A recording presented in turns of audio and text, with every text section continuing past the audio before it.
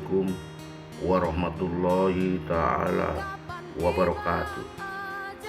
Sebagai warga negara, kita sungguh sangat prihatin dengan adanya situasi dan kondisi di negara kita saat ini yang dianggap sudah sangat memprihatinkan, terutama dengan adanya banyak kecurangan dalam pemilihan presiden dan wakil presiden atau Pilpres tahun 2024 yang dilakukan oleh pihak tertentu untuk memenangkan salah satu pasangan calon.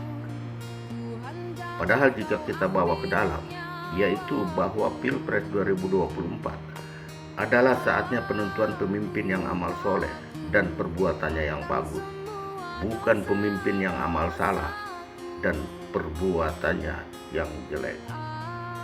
Adapun selama ini bahwa bangsa dan negara kita yaitu dipimpin oleh diri manusia yang amal salah, bukan amal soleh, sehingga perbuatannya pun yaitu perbuatan yang jelek, bukan perbuatan yang bagus.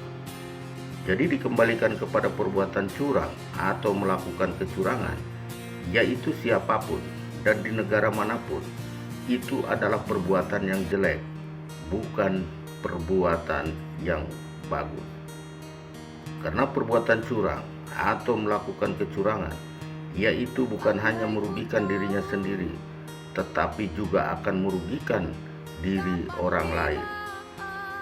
Dibawa kepada diri manusia yang melakukan perbuatan curang atau melakukan kecurangan, yaitu bukan hanya bertentangan dengan hukum negara, UUD 45 dan Pancasila, tetapi juga bertentangan dengan hukum syara atau hukum Islam.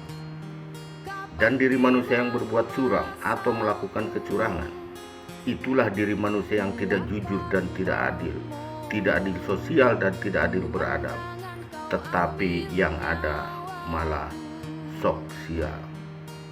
Intinya dibawa kepada diri manusia yang berbuat curang atau melakukan kecurangan, itulah diri manusia yang menjalankan politik, bukan yang menjalankan hukum. Dan bahkan hukum hanya sebatas ditegakkan, bukan dijalankan. Sedangkan hukum yaitu untuk dijalankan, bukan untuk ditegakkan.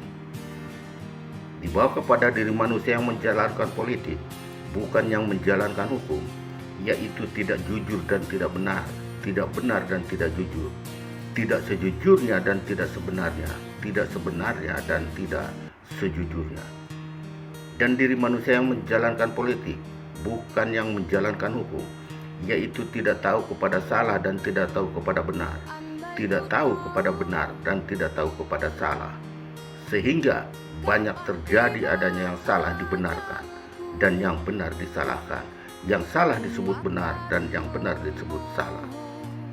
Juga diri manusia yang menjalankan politik, bukan yang menjalankan hukum, yaitu tidak tahu kepada haram dan tidak tahu kepada halal, tidak tahu kepada halal dan tidak tahu kepada haram, sehingga banyak terjadi adanya yang haram dihalalkan dan yang halal diharamkan, yang haram disebut halal dan yang halal disebut haram. Jadi dikembalikan kepada perbuatan curang atau melakukan kecurangan, itulah perbuatan yang dilakukan oleh diri manusia yang menjalankan politik, bukan yang menjalankan hukum. Dan diri manusia yang amal salah, bukan amal soleh, sehingga perbuatannya pun yaitu perbuatan yang jelek, bukan perbuatan yang bagus. Ada kalimat di zaman akhir atau di akhir zaman, yaitu manusia semua bagaimana amal dan perbuatannya. Dari kalimat di atas hanya ada dua kalimat, yaitu ada amal dan ada perbuatan. Amal yaitu ada amal soleh dan ada amal salah. Perbuatan pun yaitu ada perbuatan yang bagus dan ada perbuatan yang jelek. Perbuatan manusia yaitu semua bagaimana amalnya. Sebaliknya, amal manusia yaitu semua bisa dilihat dari perbuatannya. Jika manusia amal soleh, yaitu perbuatannya pasti bagus. Sebaliknya jika manusia amal salah, yaitu perbuatannya pasti jelek.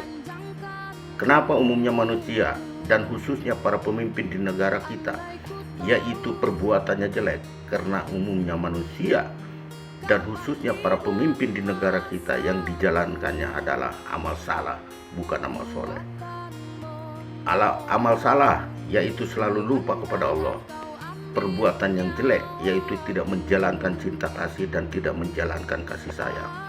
Tidak senang memberi terhadap sesama karena kasihan, tetapi senang diberi.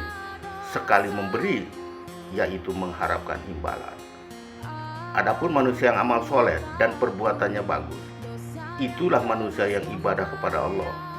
Manusia yang ibadah kepada Allah, itulah manusia yang amal soleh dan perbuatannya yang bagus. Manusia yang ibadah kepada Allah, yaitu hanya manusia yang menjalankan hukum. Manusia yang menjalankan hukum, yaitu hanya manusia yang ibadah kepada Allah. Ibadah artinya nurut atau ngaulah, yaitu menjalankan perintahnya dan menjauhi semua larangannya. Di sini ada perintah dan ada larangan dan ada perintah. Setiap ada perintah pasti ada larangan, setiap ada larangan pasti ada perintah. Perintah dan larangan dan perintah itulah yang disebut hukum. Dikembalikan kepada dasar negara kita, yaitu Undang-Undang Dasar 1945 atau UUD 45. Pasal 1 ayat 3, negara Indonesia adalah negara hukum. Ada kalimat bicara jangan asal bicara. Bicara harus tahu kepada yang dibicarakannya. Jika kita bicara asal bicara, bicara tidak tahu kepada yang dibicarakannya, yaitu sama saja kita dengan anak kecil. Anak kecil yaitu bicara asal bicara, bicara tidak tahu kepada yang dibicarakannya. Anak kecil yaitu pasti bisa bicara hukum. Tetapi persoalannya, apakah anak kecil yaitu tahu kepada hukum? Jika anak kecil tahu kepada hukum, yaitu tahu kepada apanya kepada hukum. Hukum itu apa? Dan ada kalimat sebelum kita bicara hukum, yaitu kita harus tahu kepada hukum. Kita tidak akan bisa bicara hukum jika kita tidak tahu kepada hukum. Kita pasti bisa bicara hukum jika kita sudah tahu kepada hukum. Bagaimana kita mau bisa bicara hukum jika kita tidak tahu kepada hukum?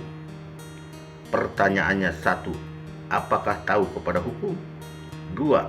Tahu kepada apanya kepada hukum? 3. Hukum itu apa? 4. Siapa yang pertama mengeluarkan kalimat hukum?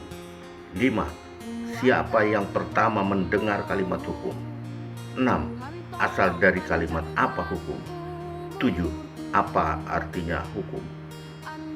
Jika Anda merasa sebagai warga negara, terutama yang merasa dirinya sebagai pemimpin atau pimpinan di Indonesia, yaitu silahkan jawab 7 pertanyaan di atas dengan jujur dan benar dan jujur. Sejujurnya dan sebenarnya, sebenarnya dan sejujurnya. Kenapa pertanyaan di atas dibuat 7 pertanyaan? Yaitu Allah hanya menciptakan 7 lapis langit dan 7 lapis bumi. Dan di dalam 1 minggu pun hanya ada 7 hari. Juga di tahun 2024 ini adalah saatnya menentukan pemimpin yang ke-7.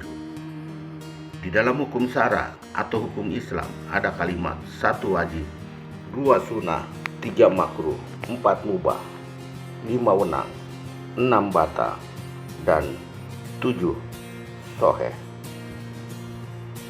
Kenapa pertanyaan di atas yaitu ditanya asal kalimat? Ada kalimat asal tetap kuat, yaitu semua tetap dikembalikan ke asal.